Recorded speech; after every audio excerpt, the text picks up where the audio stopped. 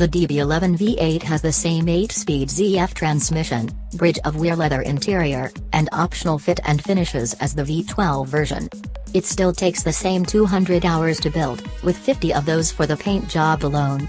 As for that paint color, customer choices are still as vast as their imaginations, and the lighter colors still show off this beauty's fascinating details, such as the C-shaped taillights, the black band through the C-pillar that give the car a kind of masked crusader look, and the understated yet meaningful body contours in the sheet metal.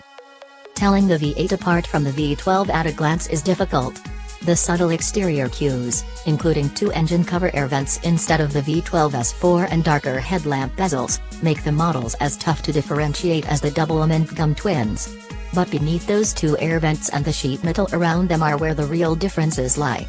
Stiffer springs, dampers, and suspension bushings, plus a revised intake and exhaust, repositioned engine mounts, increased lateral stiffness, stability control, brake calibration, all of it was magically and finely retuned by Ian Hartley, Senior Manager of Vehicle Dynamics and the DB11 V8's Chief Engineer.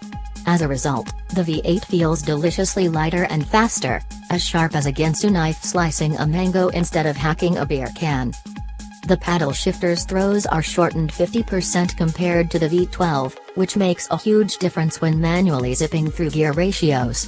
The engine mapping was reprogrammed with new software. Aston Martin even toyed with the torque vectoring software to make it more responsive. Twists and turns around Palomar Mountain just east of San Diego were energetic and exciting, and while it took a lot of speed, it was wholly satisfying getting the DB11's 20-inch tires to squeal.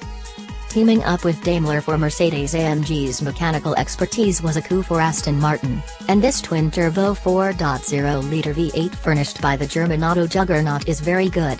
But every relationship comes with sacrifices. Hartley says he had initially hoped for 4 drive modes, but Daimler's software only allowed for 3.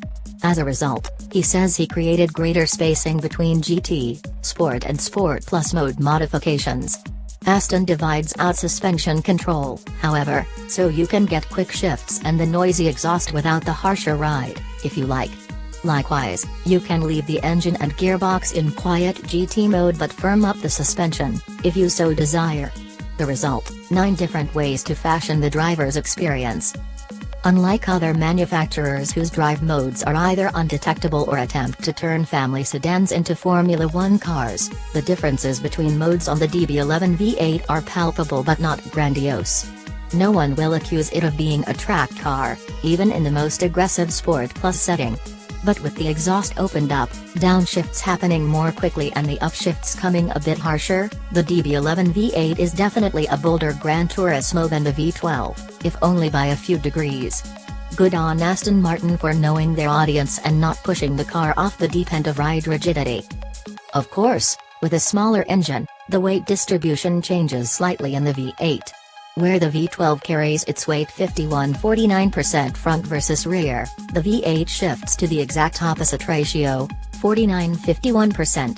Its 503 horsepower and 498 pound-feet of torque help give it an advertised top speed of 187 miles per hour, and it charges from 0-60 miles per hour in a claimed 4 seconds flat. Those numbers are thanks in part to the 243 pounds the DB11 V8 dropped compared to the V12 version. Its total weight now hovers at 3,880 pounds.